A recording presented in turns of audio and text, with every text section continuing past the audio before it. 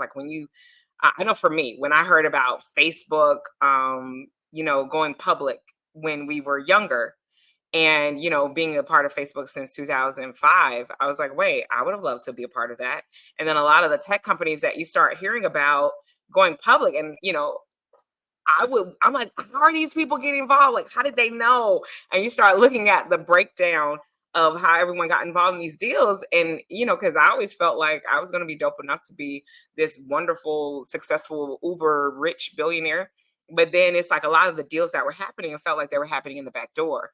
And that's when I learned about accredited investors. That's when I learned these are individuals with a net worth of at least $1 million or greater in your asset holdings, and you have you're bringing in an income of at least 250,000 or more. Now, if you're married and all of that, you can look that up to see what those specifics numbers will be, because they change.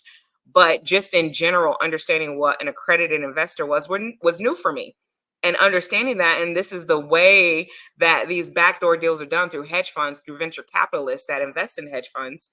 So you can get your money either way. You can start a hedge fund and you get money and raise it from the public, or now you can get venture capitalists to invest in your hedge fund, or you can join a hedge fund and join forces and take advantage of all of the things that they have, because they spend a lot of money with the legalese, right? But they can partner with you, and you can pay into a hedge fund that's already created, that's seeking venture capitalists, or it has, you can partner with them to bring in other investors. Like, we work with a lot of investor groups, a part of our hedge fund, for people that have organized efforts to invest in larger real estate. But the point of this is, it has, like I mentioned, we're big on process, we're big on infrastructure. And so it sets the process up of how to do real estate, and how to do so effectively, and how to do so as a team. It brings us together so that legally we're analyzing these deals, and we're making sure that they work for the hedge fund, that we're bringing back enough capital that feeds us as the hedge fund managers, and it also feeds the investors that have partnered into the deal. And also, if you have any venture capitalists involved, you want to make sure that they can get a payout as well. So it helps you to keep things in order and in line, and making sure your process is together. Now, the larger your hedge fund is, the more, the harder it may be to get things done, to move. But because we're smaller, we're nimble. We can do things like take a risk in international investing.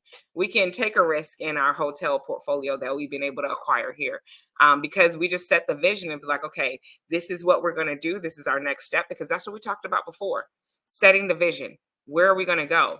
I set a vision when I got into real estate that I would acquire 1,000 doors. And this is my journey. How? Through creating a hedge fund, through bringing together collaborative economics so that we can acquire 1,000 doors. Now, yes, we've acquired a couple hundred so far through hotel acquisitions, but now being able to invest internationally, it takes your money and the experience a lot further. For example, one of my friends who's actually working on a franchise in Mexico, it cost him about $250,000 to open up that same franchise here in the States, from the building to all of the material and all of the costs, plus capital and all of those things. To get started with that same concept and that same project in Mexico cost him $50,000. So it's a fraction of the cost. And then when you start talking about experience, where we're building our resort in Exuma, Bahamas, our micro villas have done amazing here in Atlanta. Amazing. But when you're talking about bringing that to the Bahamas, you get tenfold. You get to bring that same modern build experience, and now you get to bring it to international audience, somebody who may not have experienced that before. So we get to do it differently. And with the marketing that we have and the platform that we have, we get to direct our audience to go down and enjoy, our property down in Bahamas, which increases tourism. This is how you rebuild economies. And so because of that, a lot of people internationally are actually begging for you to come. They're like, hey, calm down, calm down. We need you to bring the development. Why? Because that brings tourism.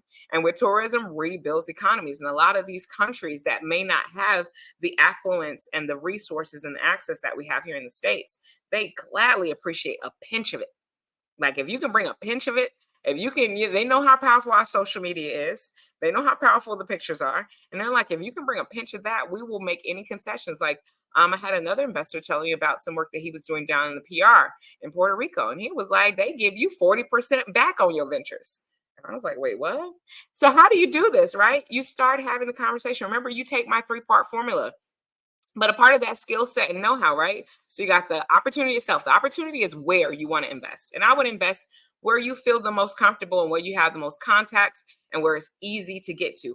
But I want to make sure that you have your process down packed in the States before going out of the States. So we've been developing real estate since 2017. So I've gotten the process down of development. So I was able to take this process down to do the same thing and replicate it in a different market. But once we started doing that, and like I said, from a journalism, I've been sharing my story. So as a journalist, sharing my story online, my partners, I encourage them to share their stories online too. So now we get governments that reach out to us all across the country. I mean, all across the globe.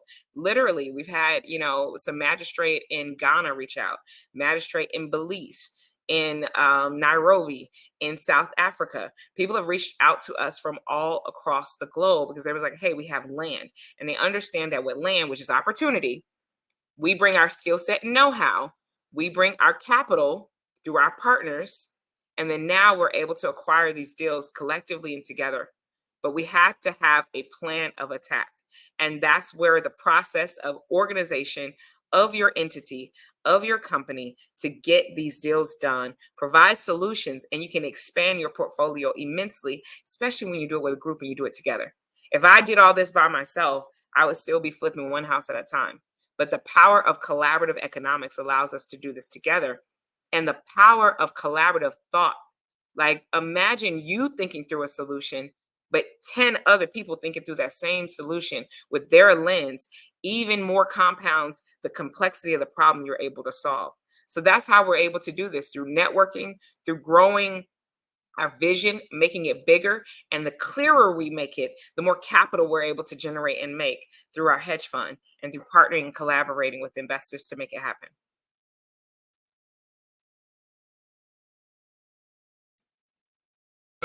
That's a ton of you all and myself, and sure that we are learning how to together. Sorry about that. Literally hitting on the head the importance in doing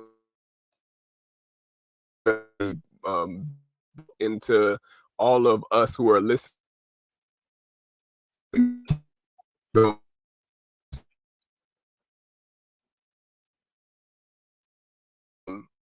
Says when you go to, so all of these jewels that are being dropped for today's episode, do not take them for granted. For now, we're opening up Q&A to our Wisdom and Twitter Space audience because we want to let you all talk to just have.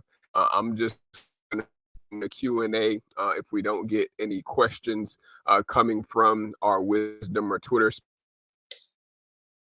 Our live Q&A. You're hearing Jessica speaking about how she was able to fund her projects, especially for those who may not have heard of hedge funds. You just got a crash course on literally how to either invest in your own hedge fund or invest in others' hedge fund that you are wanting to get involved in. Mm-hmm.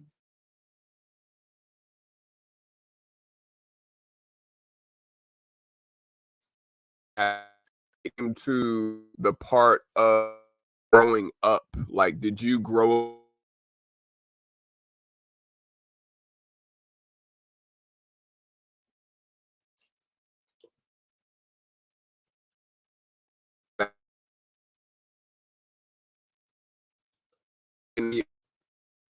learn how to get into the real?